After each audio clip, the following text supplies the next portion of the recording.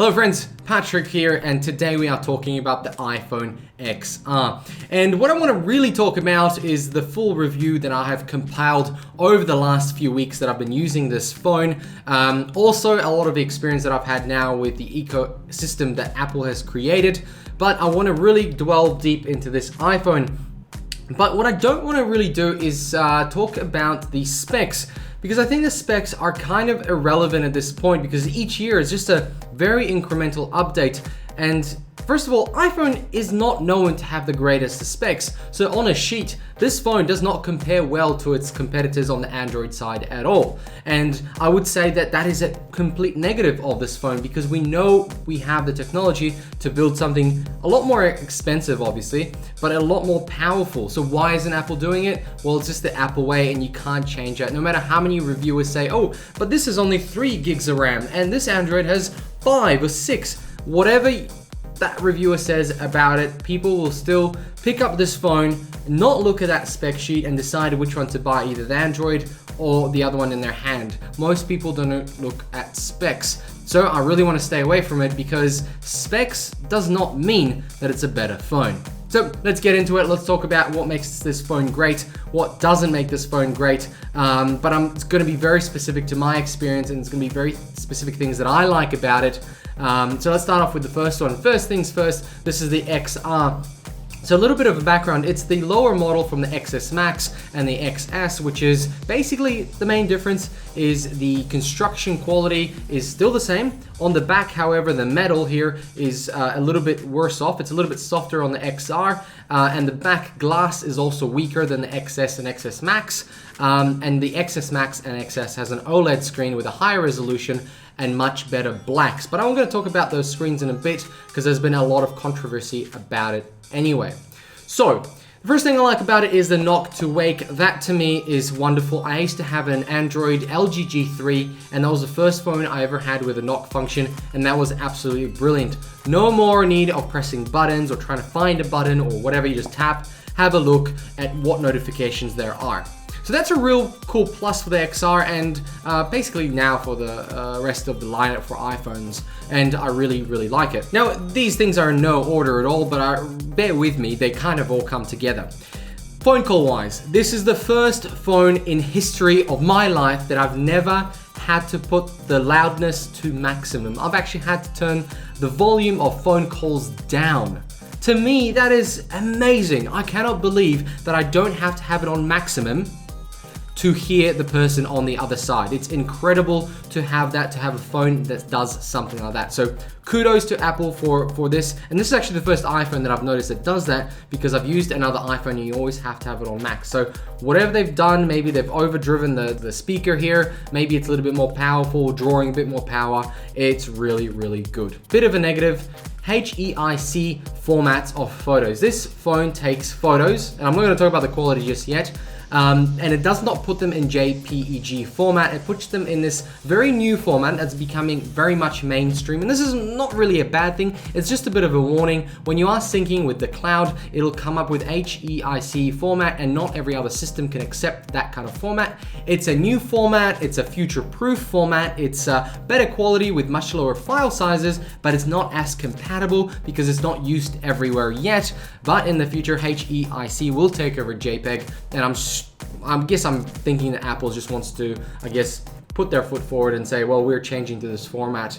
So as soon as they change, the rest of the industry will follow. So keep an eye out on it. But what you'll notice is that when this syncs with your Google Photos, for example, or even Cloud Photos, you need to download the photo as save as JPEG. Otherwise, you won't be able to do much with it with another software that you might be using, e.g. Photoshop. But obviously the newer Photoshops do accept it, but let's say you're uploading it to a website or something that probably might not accept it. When this phone first came out, there was a lot of talk about the screen being 120 Hertz, which means 120 refreshes of the image every second.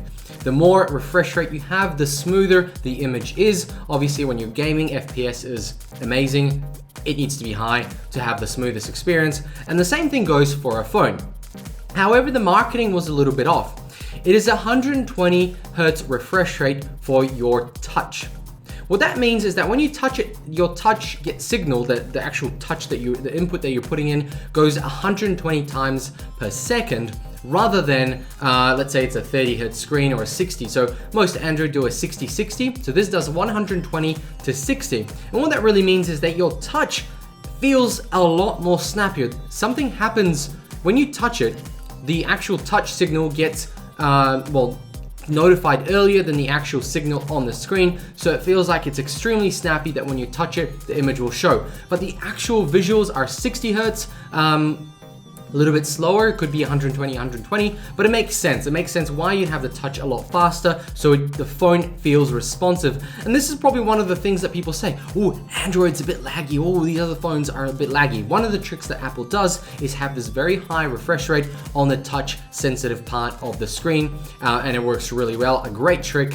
Actually a really great feature, really. Makes this phone really stand out in when you grab it and actually use it. One of the things that comes with iOS is the fact that it's a very popular system, and Android, well, it is popular, but the amount of money that's being made off Android comparably to the iOS App Store is not as large. So a lot of people, developers mainly, take a lot more care when building iOS apps. It's a lot stricter. Apple is a lot stricter which apps it allows onto the App Store, and so you get very high quality apps. So I give the ecosystem that Apple has created huge kudos, because those apps are always going to work, or at least 99% of the time, but they also look great and they're updated most of the time. And most systems have both Android and Apple, but sometimes it's usually Apple, even though there is sometimes Android. But the Apple apps are much more polished, they work really, really well, and I find that any app that I've installed, I've had very little trouble with, especially ones that are like China made, for example, for really dodgy camera systems. It works on the Apple ecosystem. The App Store works really, really well. I've had very, very little trouble with the apps on Apple. Let's talk about the camera. It's a 12 megapixel camera. Those numbers mean squat, because I used to have an Android phone that had a 12 megapixel camera, and it was worse than this. But I also had an 18 megapixel camera on the actual Galaxy S8, and that was an amazing camera. It took beautiful photos, vivid colors and everything.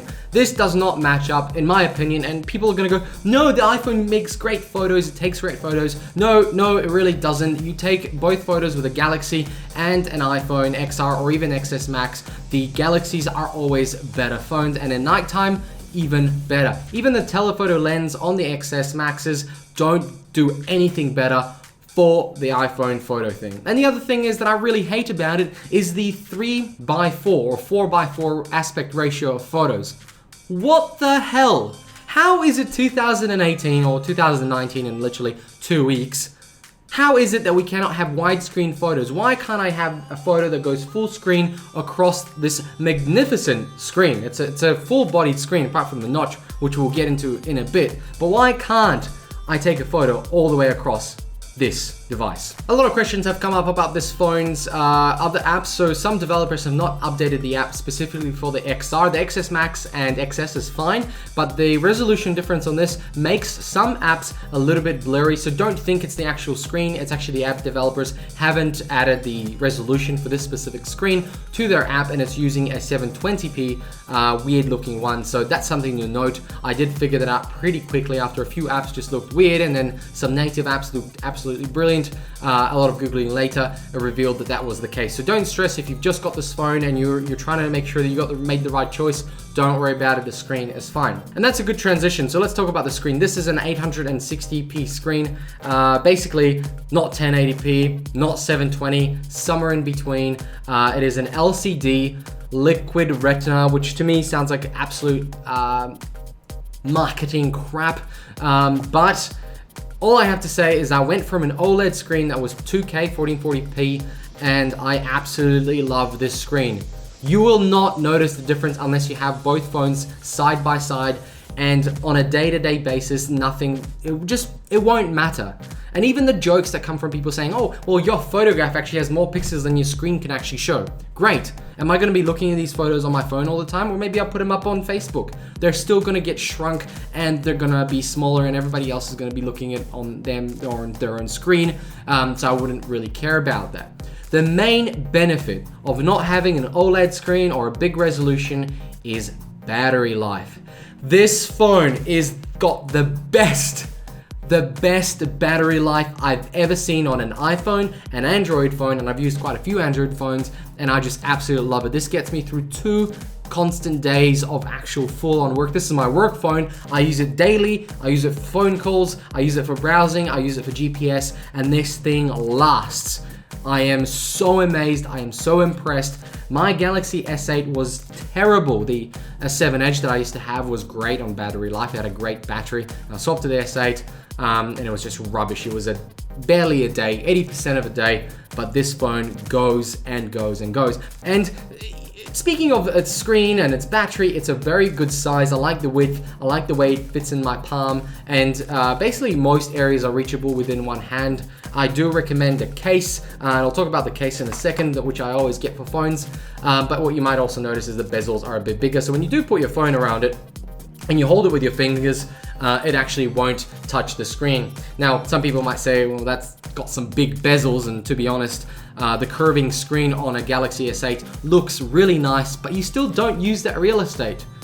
For what? You can't use it, so why have it there? Why not have a little bit of a wider phone with a better grip for the actual hand that you might have it in? So iOS on the phone, you may know it, it's okay, it's smooth as butter, works really well, but the organization of it is absolutely horrible. You cannot organize these icons, you cannot organize them in a way that's suitable.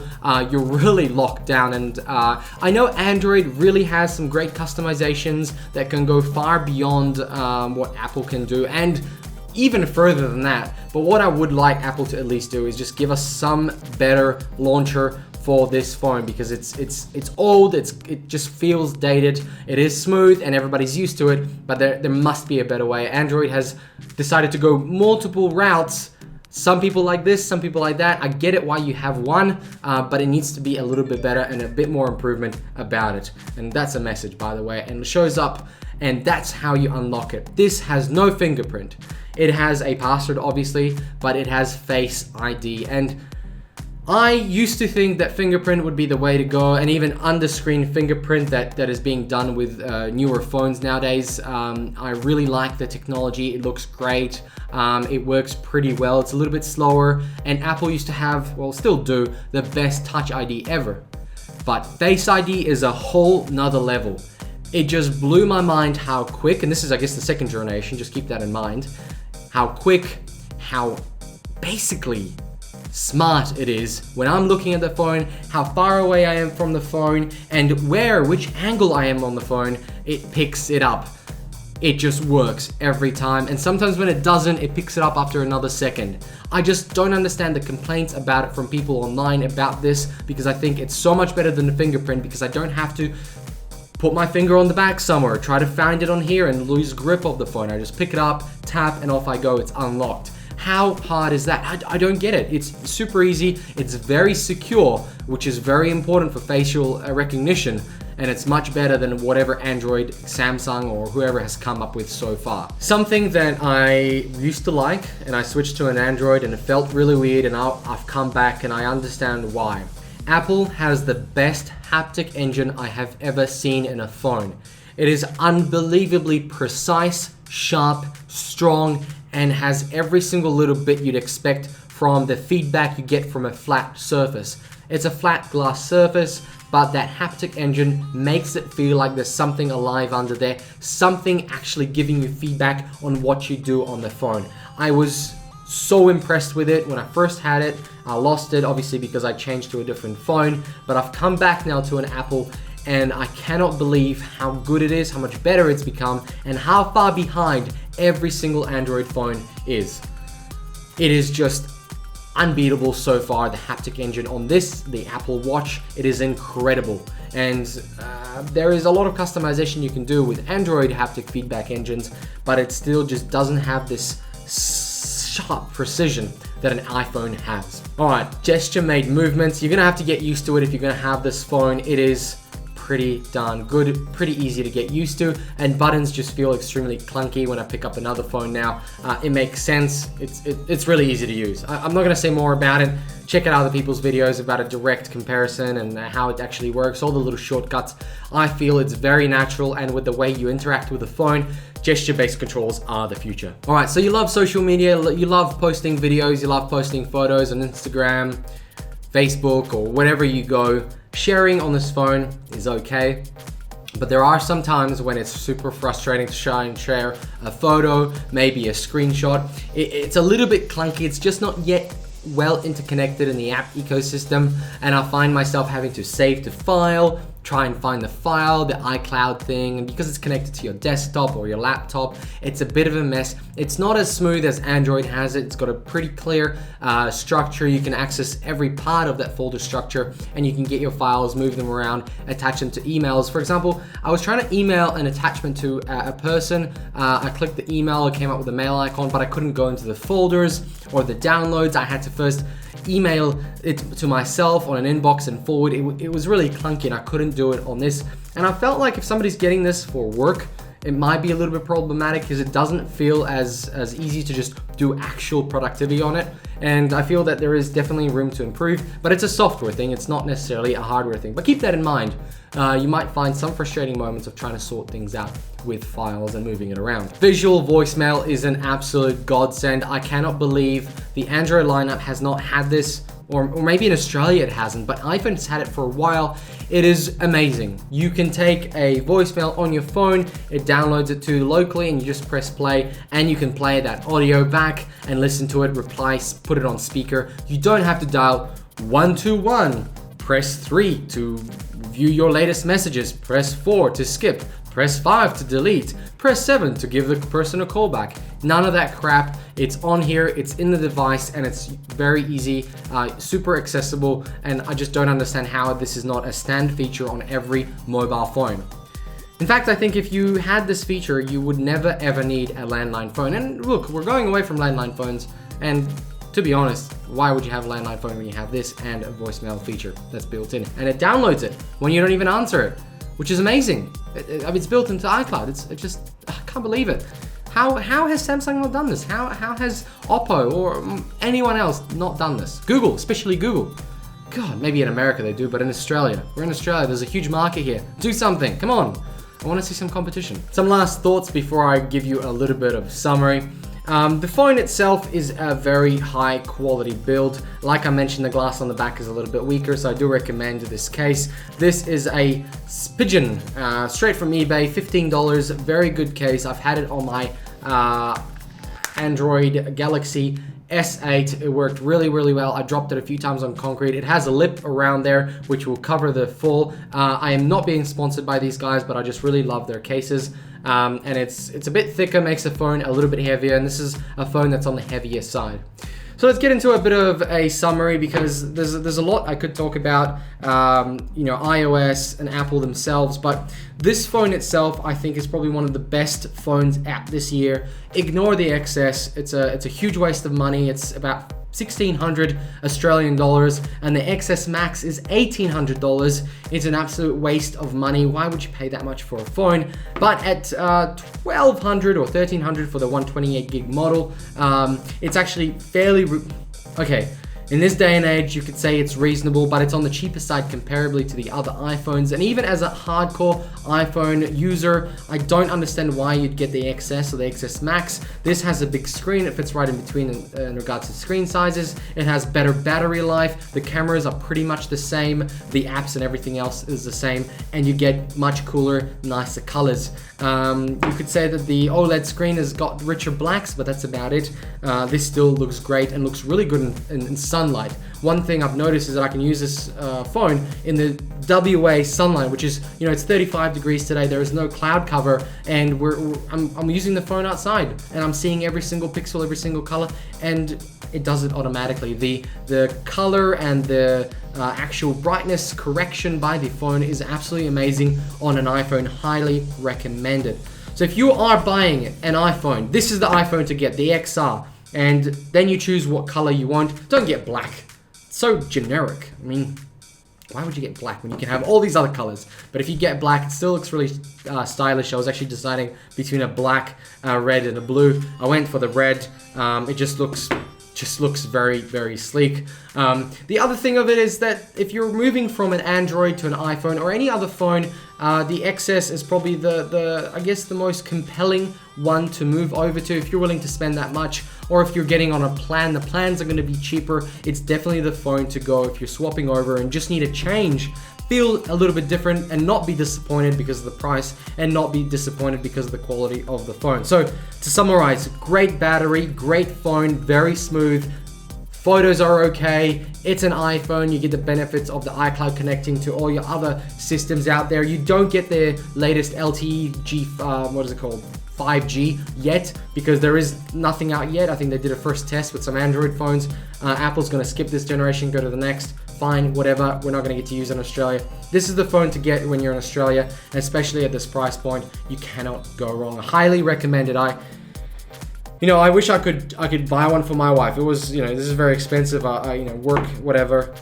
It's an amazing phone that I just cannot recommend enough. I'm very happy with it, and that's coming from me, who came from Android, because I left the iPhone ecosystem because I hated their backwards thinking at that time. At the 4S, that was the last phone. The 5 was terrible. The 6 was okay, one of the better iPhones. The 7 was crap.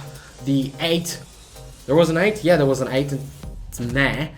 And then we got the 10. I was like, whew, that 10. They're moving in the right direction. And then the XR and the XS and the XS Max came out, and I said XR is the best phone they have ever made, and it probably is the best phone right now out there if you're looking for something that does it all in a very smooth and smart fashion. And look, at the end of the day, as Apple, there's some niche there that people like, and the accessibility of it, because I'm sick and tired of messing around with my phone. My Android phone, the customization, I'm sick and tired of it. I don't have the time for it. I want something that works the first time and every time I turn it on, and I don't have to wait 5 minutes to open Messenger to reply to someone. Thank you very much for watching. I've been very passionate about this. I am in love with this phone right now, and I really wanted to get this across as smoothly, as sternly as possible, because I believe that information should give you guys a clear understanding of what this iPhone's about. And when you pick it up in store, you'll see what I mean in regards to quality. It's still Apple quality. And everything else about it, just Google some reviews, go on the Reddit pages of these phones. You'll see some really positive feedback. I've yet to see anything negative. I've seen some people complain about some things, but it's mainly Apple stuff, and I feel that it's just a wasted breath to talk about what Apple does. But finally, they've brought out a phone that you can forgive some of the things that they do because of the quality and the way this one works. Thank you very much for watching. Like, subscribe, let me know what you think about the XR. I hope this review has been different enough to give you some extra information amongst all the other XR reviews, because there is heaps. This phone has been a hot topic, but I really wanted to take my time to find all the nitty-gritty things about it. But I have to say the battery is an absolute highlight. That notch, on another note, that notch and the notch, I really don't mind the notch. What am I gonna have there? The time? A couple of icons? What's that giving me? What's the outcome I'm getting of having that screen real estate, and what is it not? Apart from the one pain of watching videos and it has this little weird notch there when you zoom them in, that's the only pain. Guys, thank you very much for watching. I'll catch you in another video.